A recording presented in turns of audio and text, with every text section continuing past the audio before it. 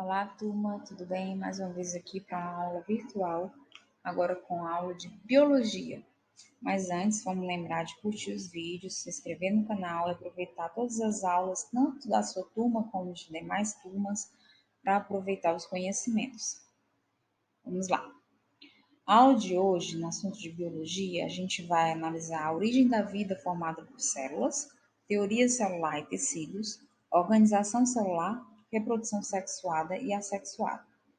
Lembrando que nas aulas anteriores a gente conversou um pouco a respeito das ciências da natureza e que nós estudamos química, física, biologia, e a biologia é a parte da ciência da natureza que estuda a vida na sua formação, na sua origem, as suas transformações, tudo que faz parte da vida, é a interação daquilo que é vivo com o meio ambiente, com a natureza física especialmente também deve ser considerado.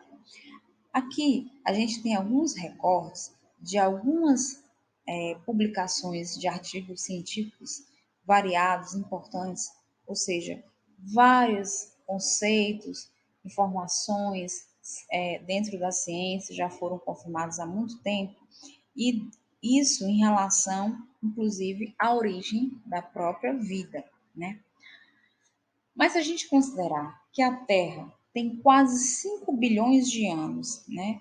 E a vida, né, surgiu na Terra em termos de registros científicos há quase 1 bilhão de anos, ou seja, a Terra tem quase 5 bilhões de anos, mas a vida ela não começou junto com a Terra.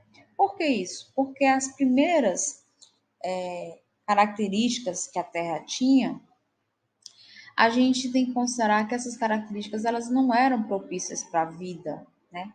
A temperatura, a Terra era extremamente quente, né? As pressões que existiam, que a pressão atmosférica era absurda, as variações, né, de composição química, com a presença de muitos gases tóxicos.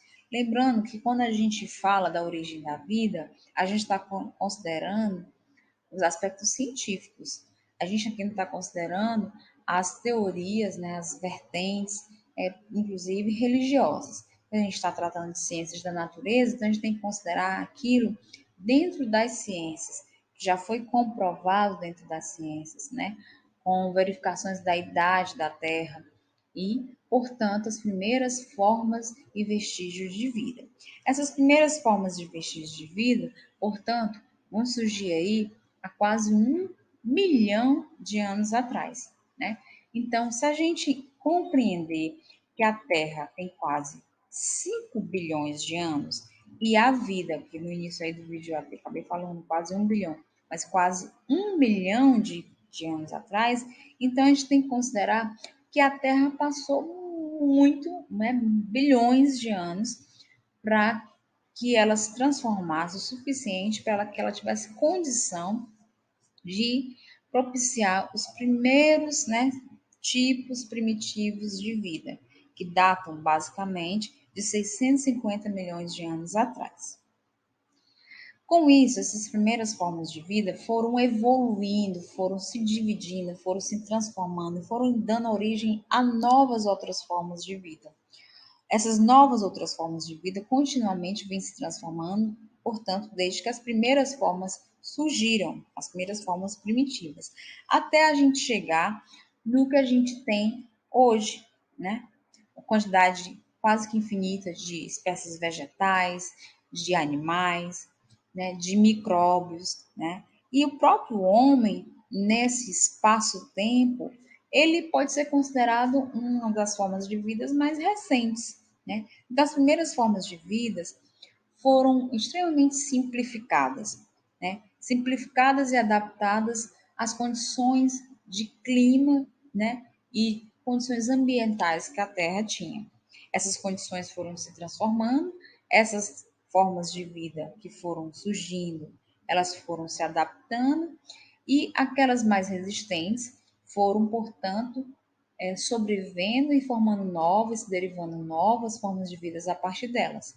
E essas adaptações foram transmitidas para os seus descendentes. Dessa maneira, a gente tem hoje, há muito tempo, uma organização baseada na quantidade tão grande e variada nesse espaço-tempo, que faz com que a gente precise estudar essa evolução da vida dentro da Terra de maneira organizada, com tipos diferentes de características e organizações. E aí a gente tem os reinos, né? Os reinos dos seres vivos. Esses reinos, eles vão aí considerar desde os seres mais simples, onde são muito parecidos com as primeiras formas de vida, né? O reino Monera, o reino onde estão as bactérias. Vai ter também os protozoários, reino protista. A gente vai ter o reino fungi, o reino dos fungos, né?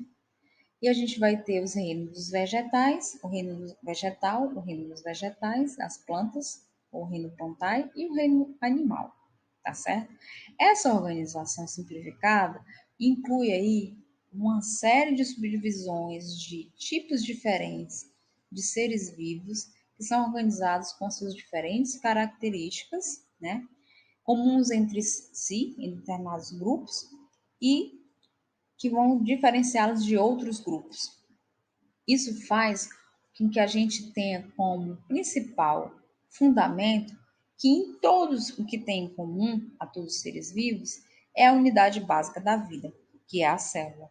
E a célula, sendo a unidade básica da vida, ela também é a unidade onde todas as atividades essenciais à vida acontecem dentro dela.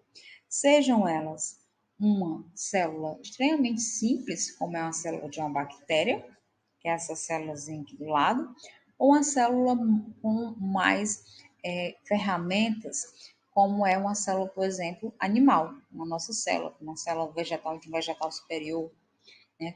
Forma frutos, flores.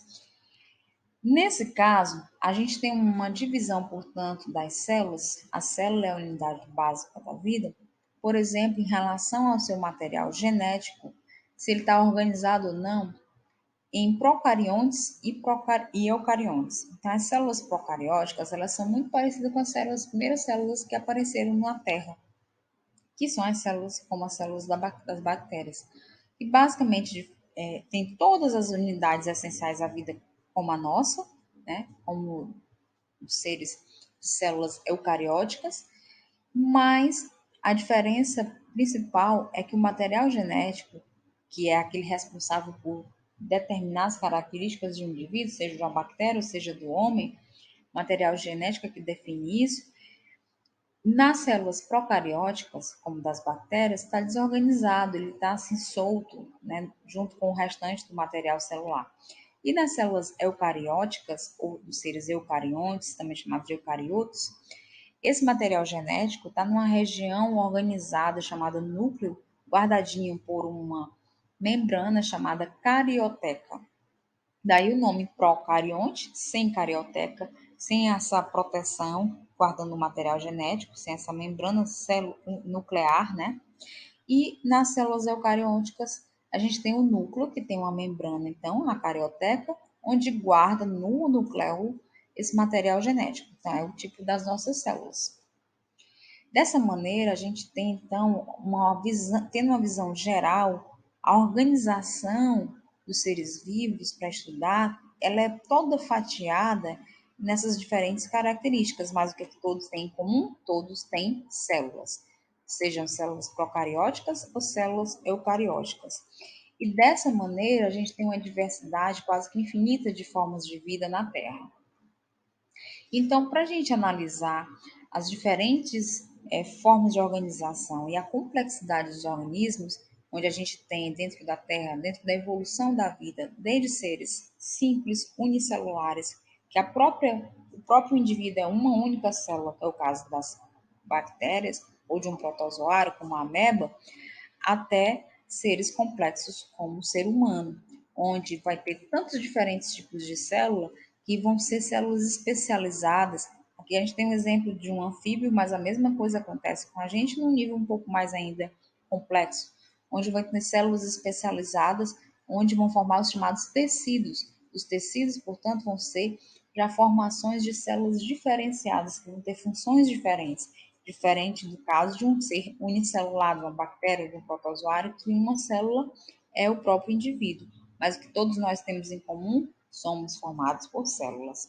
E dessa maneira, essas células vão constituir os corpos, as estruturas dos seres vivos e nos animais, de modo específico, a gente vai ter variações dessas estruturas, né, corporais que fazem com que a gente tenha animais também dos mais simples aos mais complexos, com mecanismos de funcionalidade diferentes. Então, a gente vai passar um pouco aqui esses slides, que inclusive depois, se vocês quiserem, eu posso fornecer para vocês essas informações que são tão diversas e extensas, para a gente entender a complexidade, para não precisar se aprofundar, mas entender a complexidade da organização dos seres vivos, desde o surgimento da primeira célula primitiva até todos os indivíduos já conhecidos e classificados pela biologia. E o foco importante dentro dessa, desde a origem da vida, a evolução das espécies, é a forma como as células podem gerar novas células, né? Como os seres vivos podem perpetuar-se na Terra, né? E, portanto, gerar espécies que podem ser transmitidas suas características para os seus descendentes. Isso depende principalmente da capacidade de se perpetuar, de se reproduzir. E essa capacidade de se reproduzir, ela se acompanhou junto a todas as outras características dos seres vivos de se adaptar para se evoluir, né? E com isso a gente tem dois tipos básicos para que isso aconteça, para que essa perpetuação se aconteça, essa reprodução se aconteça. Uma reprodução do tipo assexuada, uma reprodução do tipo sexuada. Basicamente, na sexuada, você só tem um indivíduo responsável por essa perpetuação, ou seja, esse indivíduo vai ser responsável, de maneira simplificada, a transmitir para seus descendentes as suas características que vão, assim, perpetuá-lo dentro da história, né, da sua vida como espécie existente, como espécie viva. Na reprodução sexuada, não, você tem que ter dois progenitores que vão contribuir individualmente com características que podem ser somadas e vão poder variar essas características e podem surgir novas características que vão ser transmitidas e manifestadas nos seus descendentes. Na reprodução assexuada, a gente tem diferentes tipos para chegar nesse mesmo objetivo, onde um só indivíduo faz essa organização e essa perpetuação de espécie. Basicamente, há uma divisão das células, né, de maneira simplificada, há uma multiplicação, portanto, das células. No caso de uma bactéria, ela se multiplicar, não namora com outra bactéria. A bactéria, uma célula em si, ela vai se dividir em duas, duas se dividem em quatro, e assim por diante. Na reprodução sexuada, a gente também tem diferentes possibilidades dessa transferência de características, né, dos pais, que são geneticamente diferentes, para formar novos genes que vão ser transmitidos aos seus descendentes. Dessa maneira, a gente tem como sumário dessa aula as características gerais dos seres vivos, que basicamente tem como estrutura básica, né, em comum a célula, os principais grupos de animais ao longo do tempo, que são grupos que vocês vão estudar com mais detalhamento, especialmente no terceiro semestre, né, e portanto a diversidade animal desses seres. O foco principal, né, dessa aula é o entendimento dessa origem da vida, que ela data bem mais recente do que a origem da própria Terra, e que tem como estrutura básica a célula. Essa estrutura celular que a gente vai estudar de maneira mais profunda nas próximas aulas. E com isso, a gente solicita que vocês façam então uma revisão, assistam quantas vezes esses conceitos dessa aula, que ela precisa ser mais enxuta, mas que vocês podem pesquisar esses assuntos para que a gente gere dúvidas e perguntas para as próximas aulas, especialmente a aula do Google Meet ao vivo, tá certo? Então, basicamente, revisem as células, teoria celular, para que a gente possa, para a gente entender melhor essa composição para que a vida seja gerada. Tá ok? Um abraço e até mais.